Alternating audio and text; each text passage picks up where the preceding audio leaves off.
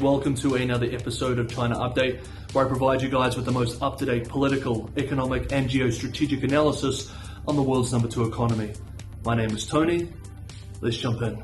Okay, happy Friday everybody. COVID cases and lockdowns are surging once again in the People's Republic of China.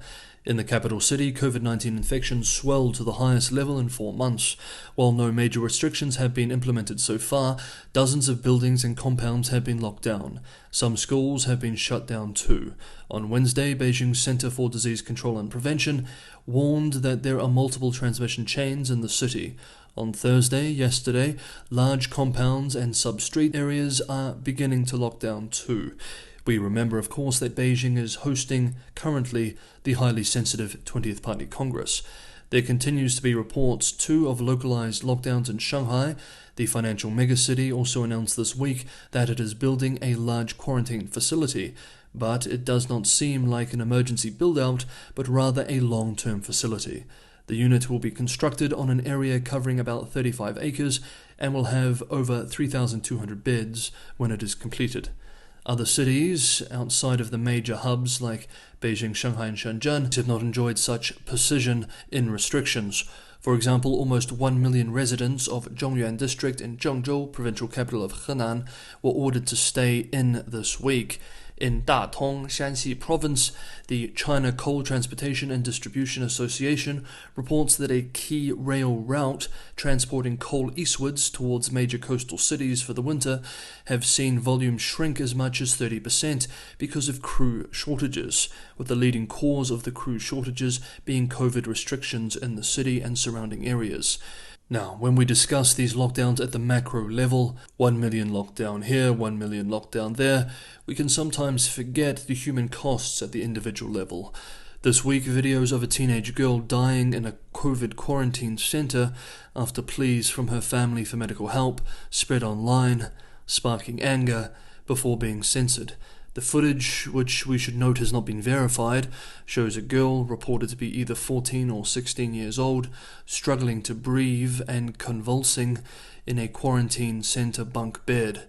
It's reported that she died in the facility soon after.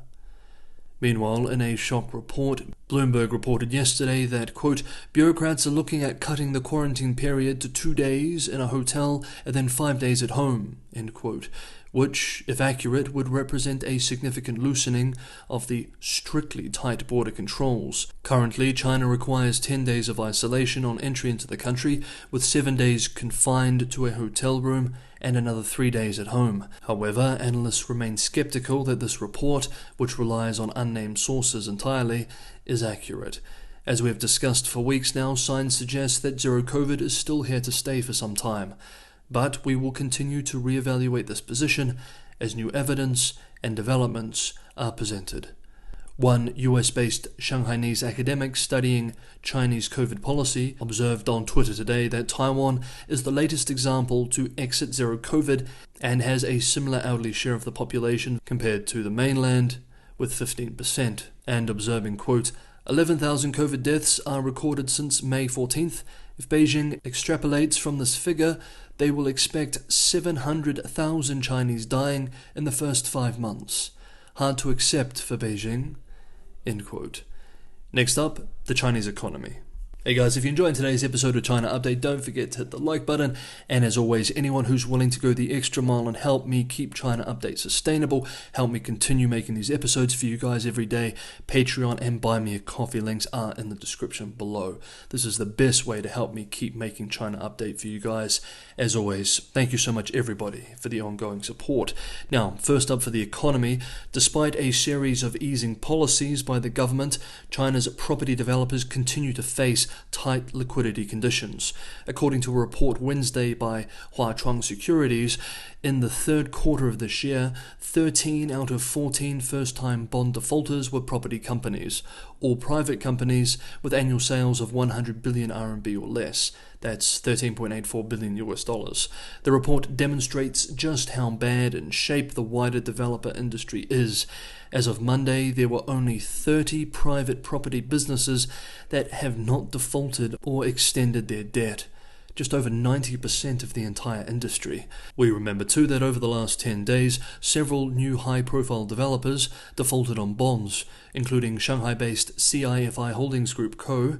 At the time, we noted that the default of this firm was particularly worrisome because the company was considered a barometer for the broader success of a new rescue effort by Beijing using state guarantees. In a bright spot, the Huachuang Securities note argues that the crisis for developers could finally be bottoming out, as, quote, the government's support policies will likely intensify, end quote. Next up, our continuing coverage of the fallout of US technology restrictions on China. Once again, Chinese financial media outlet Caixin has produced an excellent report exploring the many aspects of the recent US export controls targeting China's semiconductor sector especially. The restrictions, in the short term at least, will likely be devastating to Chinese semiconductor-related efforts. However, the curbs are a double-edged sword which will likely also cause some collateral damage to US and American allied nation firms. China is the largest market for the three leading US semiconductor equipment suppliers, accounting for 33% of Applied Material Inc.'s revenue, 35% of Lam Research Corp.'s revenue, and 26% of KLA Corp.'s revenue, according to ICYs. Lam Research said on Wednesday this week that it expects to lose $2 to $2.5 billion of revenue next year as a result of Washington's restrictions. China has also long been Nvidia's second largest market, accounting for 26% of its 2022 sales. Globally, Applied Materials has the biggest market share of around 19.2%, followed by ASML of the Netherlands, which holds 17%, and Tokyo Electron of Japan, which holds 15.3%. The Dutch firm is the only company in the world capable of making the machines that print the world's most advanced semiconductors. Applied Materials last week warned that the new regulations will reduce sales by about $400 million in Q4 of this year. Next up for the economy, the Chinese currency, the yuan or RMB, continues to slide against the US dollar. Indeed, today, Friday, the yuan tumbled past 7.25 per dollar to the weakest level since the global financial crisis in 2008. Bloomberg reports yesterday that Chinese banks maintained their benchmark lending rates for a second month, quote, with economists dialing down expectations for further central bank easing as the yuan continues to weaken.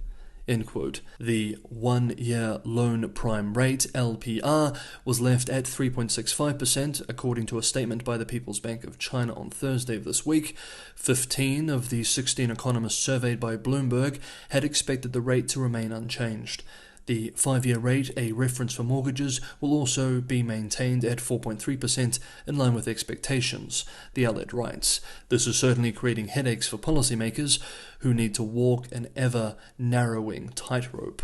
Quote, the economy still needs support from RRR and MLF rate cuts, but the chances have certainly gotten smaller given concerns over renminbi depreciation. Policymakers will lean towards using fiscal policy and infrastructure stimulus to support the economy. End quote. Next up, and finally for today's episode, earlier this week we discussed footage which appeared to show Chinese diplomats outside the PRC consulate in Manchester, England, fighting with demonstrators protesting Hong Kong-related matters. The Consul General Zhang Xiyuan himself kicking over protest banners and pulling the hair of one demonstrator. In a surprise move, Consul General Zhang agreed to an interview with a Western media outlet, where he confirmed that he was indeed the man in the video and sought to defend his actions. His comments are quite incredible, especially considering that he is a senior diplomat stationed in a major Western country. When he was asked about the hair pulling, Zhang expressed, quote, he was abusing my country, my leader. I think it's my duty, end quote. When asked why the demonstrations had turned violent, Mr. Zhang expressed, quote, I think the most serious reason for this incident is because they used very rude banners. They used very rude words. Unacceptable. Everybody never accepts these kind of words. It's not right to put such banners close to my gate. After I advised them to remove them very politely, they refused.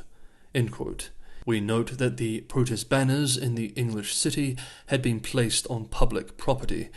While Mr. Zhang's comments will likely win some support within China domestically, they may end up being quite damaging for Chinese diplomacy in the West and parts of East Asia. Quote, Zheng's comments demonstrates that he does not respect UK law and the concept of freedom of speech and expression, and he admits to something I bet we will see globally with increasing frequency, that abusing my leader justifies a violent reaction.